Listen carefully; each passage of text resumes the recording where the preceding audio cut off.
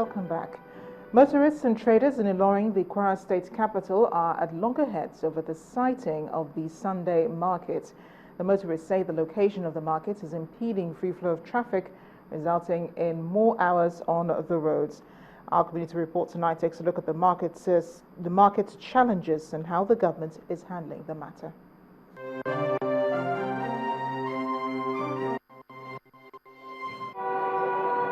It's another Sunday in Ilorin, the Kwara State capital in the west of Nigeria.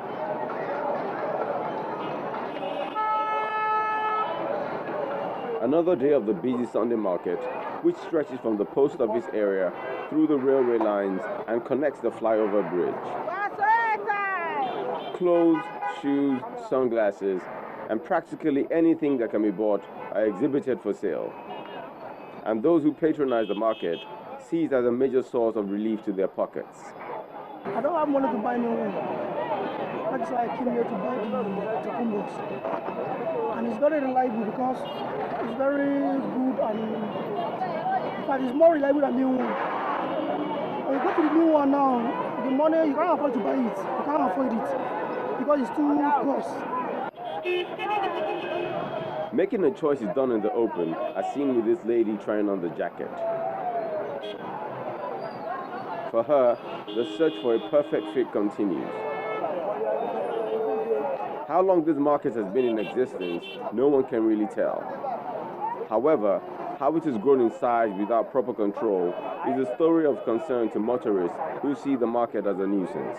Already they've taken more than 10 meters out of that road. Definitely the road will be reducing. Instead of the two vehicles to be go at the same time, it's not possible again. It's only for the one vehicle to go. So this thing now is now bringing a go slow for the people, and people find it difficult even to move on the road.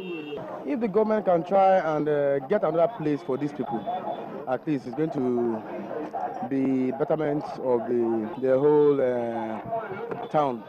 For the traders, they have nowhere else to go and will be here until the government relocates them, as they say it's all in the bid to feed their families. We contribute seriously to this economy of this country because we eradicate poverty in our society through this market. I mean, because this market helps people like me. I'm a family man, of which me and my wife and my first daughter we trade inside this market, and we survive through this market. They should just leave us here because they were disturbing us. We're on the main road. But this place, we use it to eradicate poverty. I've been into this market since last year, so now I'm making my money. I really thank God. I'm still in the market. I'm using the market to screen myself right now. I'm in Kwara Poly right now in D2. On the government side, the issue is one that has been giving them sleepless nights. This is becoming a nuisance. If you pass there on a Sunday, you barely can pass through. It's become a nuisance. There have been issues where hoodlums had gone there and things like that. So we thought, okay, first of all, improve the security situation. Secondly, we need to make sure that we have them under one roof. What we're doing is there's an adjacent portion of land which used to belong to Trade Bank, the defunct Trade Bank, and we decided we're going to fix this. In fact, I believe that they've been given a notice to tell them that they will move. The precise period, I don't have an idea yet. It appears the ball is in the court of the government to act on its promise of relocating the traders to another site for their business. When that happens is not yet clear, but what to look out for when it does is whether the cost of the shops will be what the traders can afford.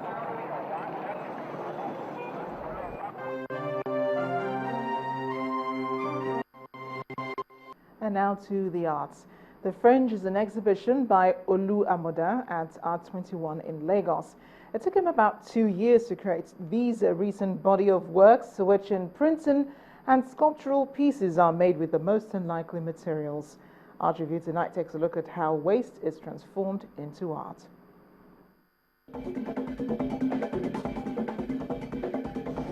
Reusing discarded materials has become a forte for the 1983 graduate from the Auchi Polytechnic, Edo State. Every time he exhibits, he tries to reinvent this style by introducing some items that may appear a bit odd to the audience. So this is the work that he's done over the last 2 years in between the first exhibition.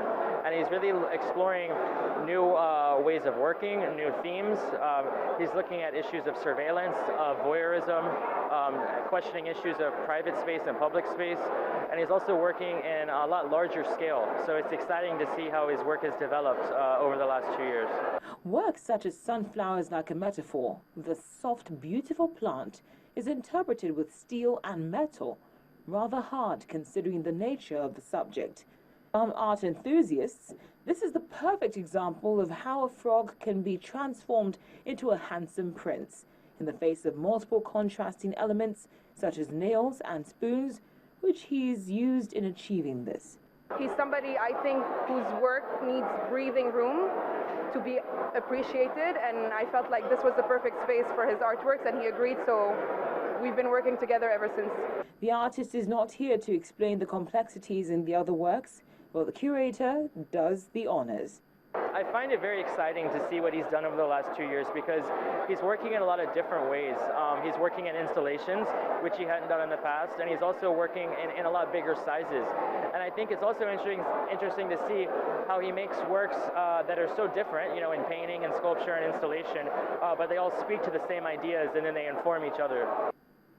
Amoda's work can be found in many local and international collections, including the Didi Museum in Lagos, Nigeria, and the New Ark Museum in the US, amongst others.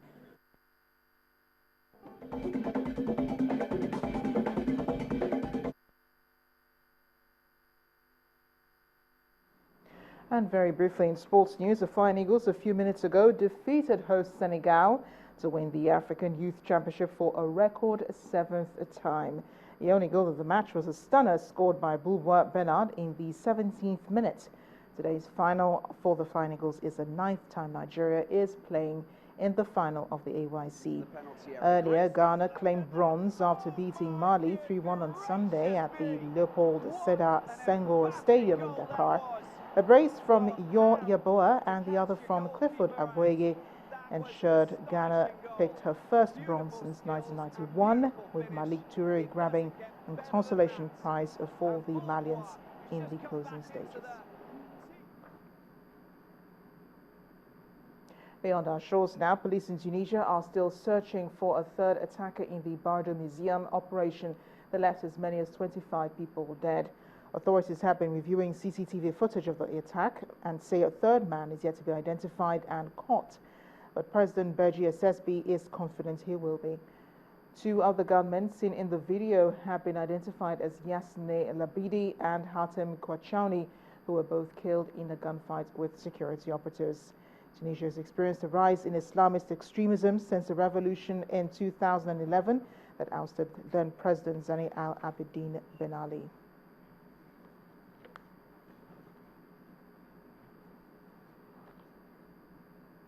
And the main news again. The Deputy Governor of Rivers State, Teli Ikuru, has dumped the All Progressives Congress for the People's Democratic Party.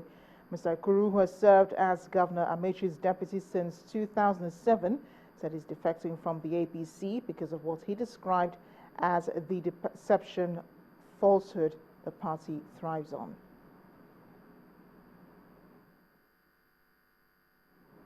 And that's it on the news at 10. Thank you for watching. I am Amarachi Ubani. Go to our website to read up all of the stories.